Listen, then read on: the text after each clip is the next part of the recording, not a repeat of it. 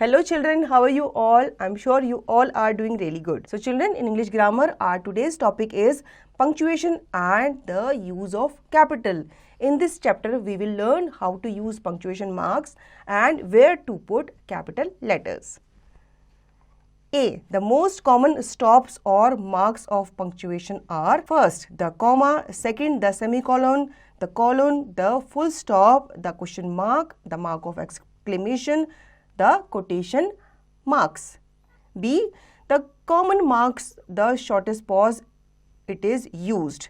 Comma जो होता है हम शॉर्टेस्ट पॉज के लिए यूज करते हैं, ठीक है, जैसे कि to separate a series of words of the same part of speech as Ali, Afzal, Rama and Sohan met me on the road. He lived a noble, honest and pious life. जब हम किसी भी सीरीज़ के वर्ड्स को दर्शाते हैं, ठीक है, जैसे यहाँ पे बॉयज़ के नेम है, अब हमने बहुत सारे बॉयज़ दिखाने थे तो बॉयज़ के नेम के बीच में हमने क्या लगाते गए, कॉमा लगाते गए, ठीक है। तो जब हम सेम सीरीज़ की किसी चीज़ को दर्शाते हैं तो वहाँ पे हम क्या लगाते हैं, कॉमा लगाते हैं। Second, before and after the words in apposition as Ashok the wisest of the Indian kings ruled nobly. Delhi, the capital of India, stands on the Yamuna. अब हम किसी वर्ड को हमें अलग से दर्शाना होता है तो वहां पे भी हम कॉमा यूज करते हैं। Third, the mark of the name of person addressed as. किसी भी पर्सन का नेम अगर हमें एड्रेस करना है अलग से तो उसके बाद भी हम क्या लगाते हैं, कॉमा लगाते हैं, जैसे कि Sheela shut the door, Raman come here, ठीक है। तो यहाँ पे हम छोटा सा क्या देते हैं, पॉज देते हैं। नाम बोल के एकदम से सेंटेंस नहीं बोलते, हम वहाँ पे नाम के बाद थोड़ा सा पॉज देते हैं और फिर हम आगे का सेंटेंस बोलते हैं। Fourth, whenever a brief pause is required in a sentence as, कभी कभी सेंटेंस में एक छोटा सा क्या चाहिए होता है, पॉज चाहिए होता है, तो वहाँ पे भी हम कॉमा का यूज़ करते हैं। ये क्या करता है, हमारे सेंटेंस को अलग अलग करता है और हमें पता चल जाता है कि सेंटेंस आखिर हमसे क्या कहना चाह रहा है। जैसे कि first, early rising makes us healthy, how ever rich he may be he can not be happy, ठीक है। अब इसमें अलग अलग पॉइंट थे तो उसको सेंटेंस में कॉमा लगा के अलग दिखाया गया है। Now see, the semicolon marks a greater pause than that indicate by a comma. अब सेमीकोलन जो होता है वो आपका थोड़ा सा बड़ा पॉज दिखाता है, आपका कॉमा जो होता है शॉर्टेस्ट पॉज दिखाता है, लेकिन जो सेमीकोलन होता है थोड़ा सा उससे बड़ा पॉज दिखाता है किसी सेंटेंस में। कैसे? It is use to separate a series of clauses as I came, I saw, I conquered, I laugh, I run, I leap, I sing for joy, ठीक है। D, the colon indicates a greater pause than that shown by a semicolon. It is not much used now except to mark off a direct quotation as Keats says a thing of beauty is a joy forever. Colon जो होता है वो आपका semi colon से ज़्यादा greater pause दिखाता है, ठीक है। एक तो कॉमा में होता है आप शॉर्ट पॉज दिखाते हो, सेमी कॉलन में आप उससे ज़्यादा पॉज दिखाते हो, और कॉलन जो होता है वो ग्रेटर पॉज दिखाता है, ठीक है, उससे ज़्यादा आपको गैप दिखाता है आपके सेंटेंस में। लेकिन ये आजकल बहुत कम यूज़ होता है, जब किसी के डायलॉग्स को आप कोट करके बताते हो तो आप वहाँ पे कॉलन का यूज़ करते हो। ई, the full stop is placed at the end of an assertive or imperative sentences as honesty is the best policy. Wait for me till I return. Full stop जो होता है वो आपके assertive sentence या फिर imperative sentences के बाद लगता है जब आप किसी को कुछ बात बता रहे होते हो, ठीक है।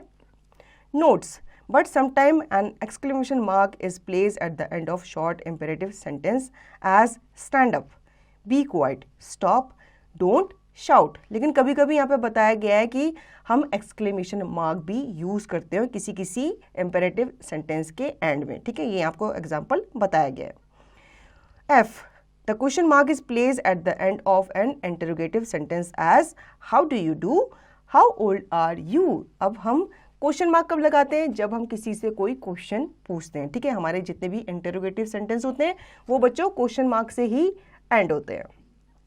जी, the mark of exclamation is used after an exclamatory sentence as well done, how it rains, what a luck, look out. Exclamation mark जो होता है वो हमारा एक्सक्लेमेटरी सेंटेंसेस में आता है, जहाँ पे हम सडन जॉय को या किसी भी सडन इमोशन को या फिर किसी सैडनेस को हम दर्शाते हैं, ठीक है। जैसे यहाँ पे आपको बताया गया, आप किसी को चीयर कर रहे हो, वेल डन, तो उसके बाद क्या आएगा, एक्सक्लेमेशन मार्क आएगा।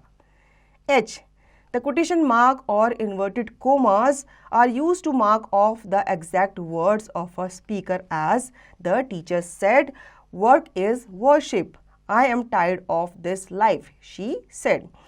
कोटेशन मार्क या फिर आप यूँ कह लो इन्वर्टेड कॉमा जो होता है जब हम किसी की बात को कोट करते हैं, ठीक है, किसी की कही हुई बात को जब हम कोट करते हैं तो हम वहाँ पे इन्वर्टेड कॉमास का यूज़ करते हैं.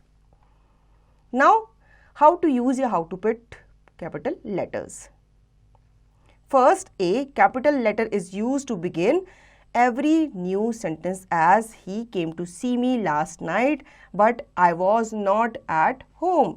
कैपिटल लेटर्स जो होता है वो किसी भी सेंटेंस की बिगिनिंग में लगता है. कोई भी सेंटेंस आप स्टार्ट करते हो तो आप बिना कैपिटल लेटर के कर ही नहीं सकते, ठीक है. ये बच्चों रूल है आपके सेंटेंस को स्टार्ट करने का.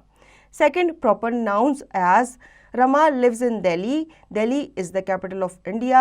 Aftab died on Wednesday, 1st February 2010.